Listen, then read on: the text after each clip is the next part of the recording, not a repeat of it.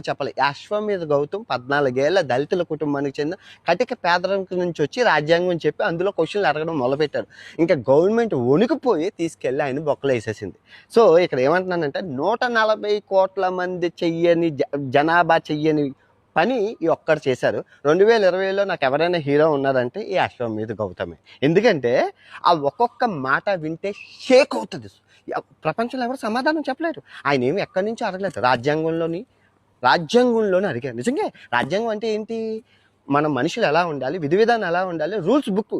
ఈ బుక్లోని రూల్స్ అడిగితే ప్రభుత్వం ఉనికిపోయి జైల్లో పెట్టిందో చూడండి, అది హైలైట్ నిజంగా. అదే నిజంగా ఆ అబ్బాయి ఒక్కొక్క మాట హిందీ వస్తే మీకు అర్థమవుతుంది. తోటలాగా ఉంటాయి, అంటే కత్తిని గుండెల్లో పొడిచినట్లు ఉంటాయి. అంత షార్ప్ పదునైన మాటలు. సింపుల్ అడిగాడు, దేశంలోని ఇంతమంది బాబాలు ఎందుకు, ఎవరికి ఉపయోగం, సైంటిస్టులు ఉండాలి కానీ దేశంలో ఇంతమంది బాబాలు ఎందుకు అని అడిగాడు. నిజంగా అబ్బాయి చాలా భగత్ సింగ్, అల్లూరి సీతారామరాజు ఈ 14 సంవత్సరాల నుంచే వచ్చారు. అందుకే నాకు హీరో అయ్యారనమాట.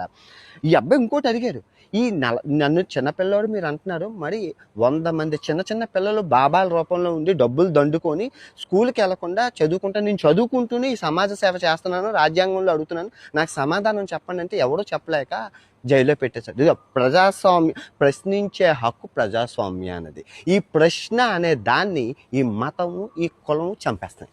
మతమేమో మారిపో అంటది ప్రశ్నించేవాడిని, కులమేమో ఆధిపత్యం చెలాయిస్తుంది. ఇదే కులంలో నువ్వు ఎందుకురా ప్రశ్నిస్తున్నావని. నిజంగా హైలైట్. భారతదేశంలో మరో అంబేద్కర్, మరో అల్లూరి సీతారామరాజు, మరో భగత్ సింగ్ పుట్టారు ఈ అబ్బాయి రూపంలోని. చూద్దాం గవర్నమెంట్ ఏం చేస్తుందో తదుపరి. ఫుల్ వీడియో ప్రపంచ యాత్ర కూడా ఛానల్లో పెట్టాను, చూడండి, చాలా బాగుంటుంది. నిజంగా హీరో.